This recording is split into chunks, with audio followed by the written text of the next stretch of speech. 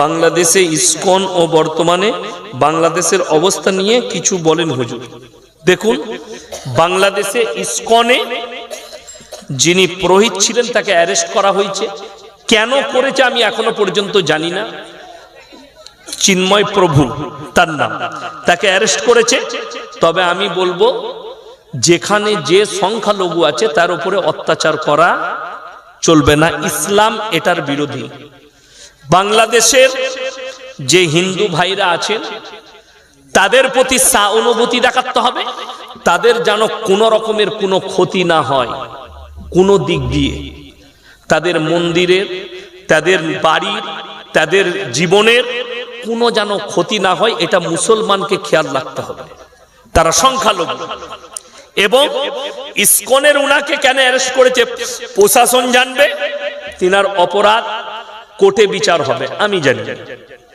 তবে এতটুকু অনুরোধ করব, ফিতনা ফাসাদ করবেন না, কারোর উপরে কোনো মাজলুমের উপরে জুলুম করবেন না, অত্যাচার করবেন না। সে হিন্দু হোক, দলিত হোক, আদিবাসী হোক, তার উপরে অত্যাচার করবেন না।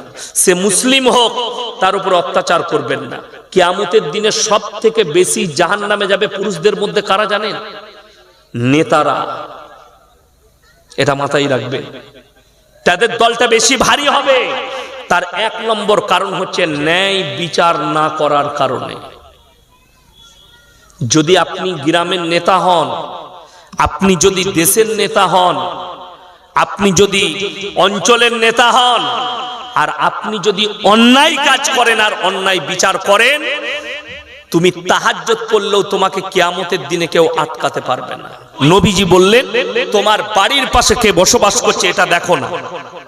সে যদি ক্ষুধার্ত হয়, সে হিন্দু হোক, দলিত হোক, আদিবাসী হোক, খ্রিস্টান হোক, সে যদি ক্ষুধার্ত হয় খাবার দাও, বস্ত্রহীন হলে বস্ত্র দাও, বিপদে পড়লে তার পাশে দাঁড়াও। জোরে বলবেন না সুবহানাল্লাহ।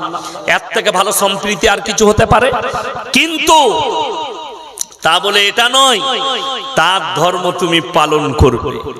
আমাদের দেশের লোক বলছে, না না, মৌলবীরা কি বুঝে, ধর্ম যার যার, উৎসব সবার। তাহলে কুরবানির সময় বলবো গরুর ঠ্যাংটা ধরবি আই। কথাটা বুঝতে পেরেছেন না পারেননি? তখন থানায় ইমাম সাহেব কে কে আছেন এখানে? আপনি আছেন ইমাম সাহেব? আচ্ছা, ইমাম দিকে থানায় ডাকে না? কোরবানির সময়, ঈদের সময় আপনারা ঈদগায় বার্তা দিবেন, আপনারা মসজিদে কওমের মানুষকে বলবেন, তোমরা সম্প্রীতি বজায় রাখবে। পশুটা জবাই করলে লুকিয়ে করবে। পশুর মাংস যখন আত্মীয় বাড়িতে পাঠাবে, তোমরা একটু ভালো করে প্যাকেট করে পাঠাবে, যাতে ইসলাম কেউ কি দুঃখ দিতে শেখায়নি। জোরে বলুন সুবহানাল্লাহ। এই বার্তাই দেওয়া হয়। কি ইমামরা এই বার্তাই দেয়, আলেমরা এই বার্তাই দেয়। আচ্ছা, তাইলে ধর্ম যার যার, উৎসব সবার হলে এই কথাটা বলার কি প্রয়োজন আছে? কষ্টটা ওই জায়গায় লাগে।